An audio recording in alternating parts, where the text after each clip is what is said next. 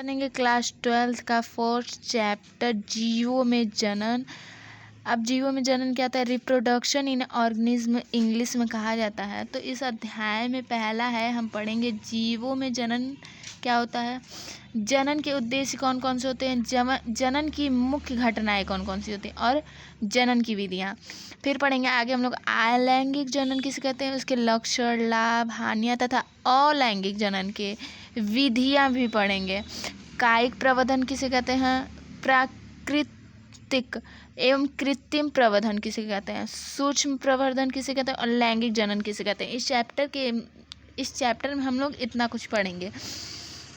तो ये है फर्स्ट पार्ट।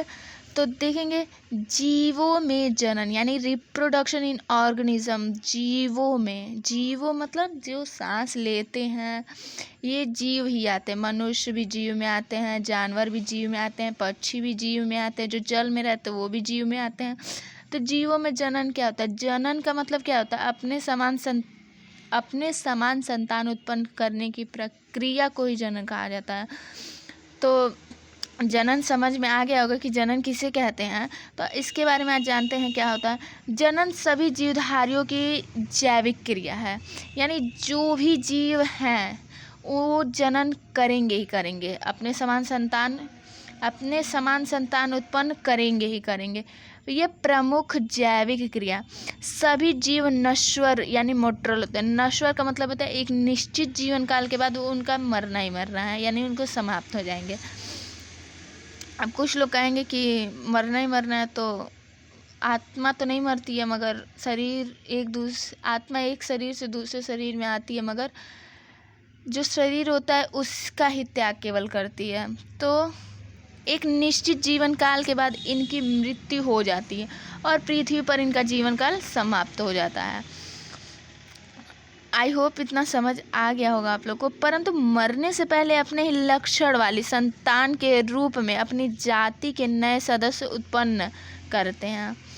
अब इतना समय अपने ही लक्षण संतान, यानी कोई जानवर होगा तो अपने जैसे जानवर उत्पन्न करेगा, इंसान है तो अपने जैसे उत्पन्न करेगा, पक्षी है तो अपने जैसे जन्म करेगा। तो अलग अलग प्रकार के होते हैं। मछली है तो मछली अपने जैसे उत्पन्न करेगी। तो जीवों द्वारा अपने समान संतान उत्पन्न करने की प्रक्रिया को ही जनन कहते हैं। स्टार्टिंग में ही बताए थे जनन किसे कहते हैं। तो जीवों में अपने समान संतान उत्पन्न करने की क्रिया को ही जनन कहते हैं। अब आगे जानेंगे क्या होता है। जनन द्वारा किसी जीव का आनुवंशिक पदार्थ एक पीढ़ी से दूसरी पीढ़ी की संतानों को स्थानांतरित किया जाता है।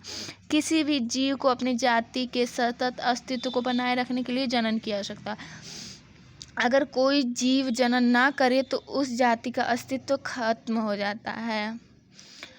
जैसे शेर आज विलुप्त होने के कगार पे आ गया है, विलुप्त हो ही गया है, मतलब कुछ ही प्रजाति उसकी बची है।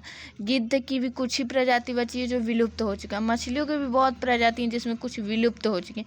वो अपने समान संतान उत्पन्न नहीं करती हैं तो वो विलुप्त हो जाती हैं। इसीलिए कहा है आनुवंशिक पदार्थ किसी भी जीव का अपनी जाति के सतत अस्तित्व बनाए रखने के लिए उसकी जाति को कोई जाने समझे तो उसका अस्तित्व बनाए रखना जरूरी होता है। अब आगे हम जानेंगे जनन के उद्देश्य कौन कौन से। पर्पस ऑफ रिप्रोडक्शन अथवा जनन की आवश्यकता क्या होती है, जनन की आवश्यकता क्यों होती है। पहला है जाति वृद्धि के लिए, यानी पॉपुलेशन ग्रोथ। आज इंडिया फर्स्ट है जाति वृद्धि में, अब कह सकते हैं चीन भी पीछे हट चुका है। तो जाति वृद्धि समष्टि या जाति में नए जीवों के उत्पन्न होने की जाति सदस्यों की संख्या में वृद्धि होती है, तो उसे ही जाति वृद्धि कहते हैं। अब जाति की निरंतरता किसे कहते हैं, कंटिन्यूटी ऑफ स्पीशीज।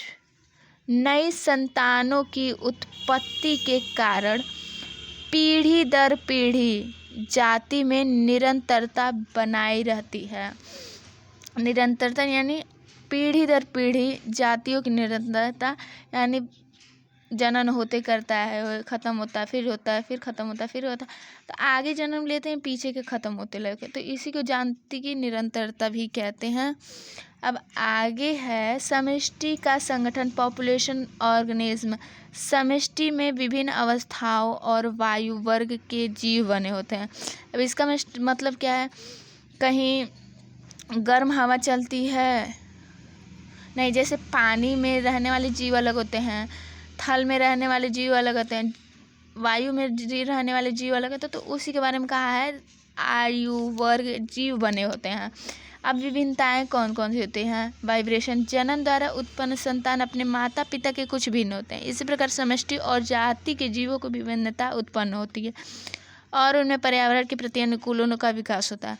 अब क्यों कहा है ये चीज़? इसलिए क्योंकि अपने समान कुछ देखेंगे आप लोग कि माता पिता काले होते हैं, बच्चे गोरे हो जाते हैं, तो वही कहा है उनमें विभिन्नताएं आती हैं, तो जीन के कारण हो जाता है। कभी कभी कोई किसी पक्षी देखो आप लोग, पक्षी तो है मगर उड़ नहीं सकती, उसके पंख नहीं होते हैं, तो अलग अलग चीज़ होता है, अलग अलग होता है। अब दिया है पृथ्वी पर जीवन की उपस्थिति एवं निरंतरता क्या होती है? Existence of continuity of life on earth. जनन के कारण ही पृथ्वी पर जीवन निरंतर गुणन संख्या की वृद्धि की अविरतता बनी रहती है। जनन के कारण यानी बच्चे होते हैं, फिर आगे होते हैं, पीछे ख़त्म होते हैं, तो उसी के कारण ही निरंतरता बनी रहती है पृथ्वी पर। जनन की प्रमुख घटनाएं कौन कौन सी हैं? इम्पॉर्टेंट इवेंट ऑफ रिप्रोडक्शन, तो सभी जीवों में तथा सभी प्रकार के जनन निम्नलिखित क्रमबद्ध घटनाएं होती हैं, सब में क्रमबद्ध होती हैं। पहले आरएनए प्रोटीन तथा आवश्यक यौगिक का संश्लेषण होता है।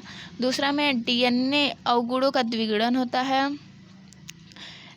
रेप्लिकेशन ऑफ डीएनए मॉलिक्यूल्स, कोशिका विभाजन तथा कोशिका की संख्या में वृद्धि होती है।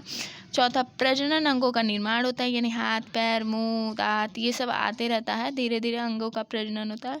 प्रजनन इकाइयों का निर्माण एवं संयुग्मन होता है। नए जीव का निर्माण तथा जाति में निरंतरता बनाए रखने का होता है। तो ये फर्स्ट पार्ट है, अब सेकंड पार्ट में आगे का बताया जाएगा।